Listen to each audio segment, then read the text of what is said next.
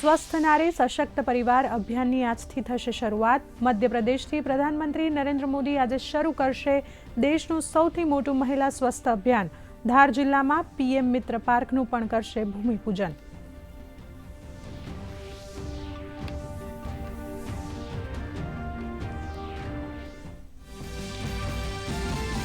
પ્રધાનમંત્રી નરેન્દ્ર મોદીનો આજે 75મો જન્મદિવસ। આજથી ભાજપ 15 દિવસ સુધી ઉજવશે સેવા પખવાડિયું। 1000 જિલ્લામાં રક્તદાન શિબિર સાથે અભિયાનની થશે શરૂઆત।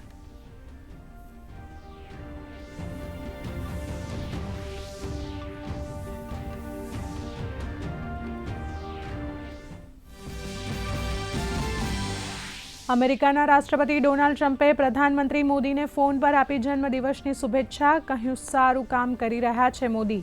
પ્રધાનમંત્રી મોદીએ પણ બંને દેશોની વૈશ્વિક ભાગીદારીને નવી ઊંચાઈ પર લઈ જવાની વ્યક્ત કરી કટિબદ્ધતા।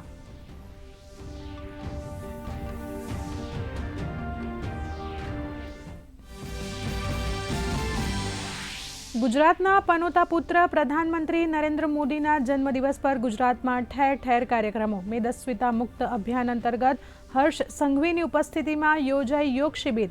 અનેક શહેરોમાં રક્તદાન શિબિરનું આયોજન તો ધ્રાંગધ્રામાં હાથ ધરાયું સફાઈ અભિયાન। વૃક્ષારોપણ કરી પ્રધાનમંત્રીના જન્મદિવસની ઉજવણી।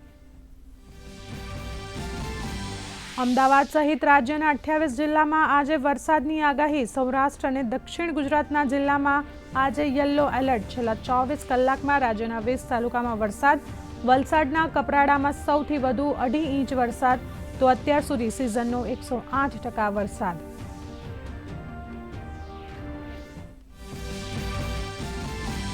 કેન્દ્ર સરકાર ફરી શરૂ કરશે વિકસિત કૃષિ અભિયાન। કેન્દ્રીય કૃષિ મંત્રી શિવરાજસિંહ ચૌહાણે રવિ કોન્ફરન્સમાં રાજ્યોના કૃષિ મંત્રીઓ અને અધિકારીઓ સાથે કરી બેઠક। રાજ્ય પ્રમાણે રવિ પાકોનો રોડમેપ તૈયાર કરવા આપ્યું સૂચન। કૃષિ મંત્રી રાઘવજી પટેલ પણ કોન્ફરન્સમાં રહ્યા હાજર।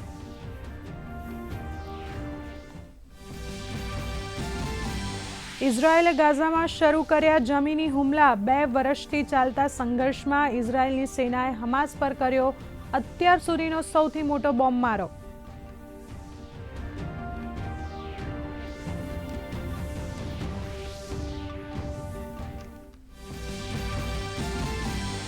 આઈસીસી મહિલા વન ડે બેટિંગ રેન્કિંગમાં ભારતનો દબદબો। સ્મૃતિ મંધાના ફરી એકવાર બની વિશ્વની પહેલા નંબરની ખેલાડી।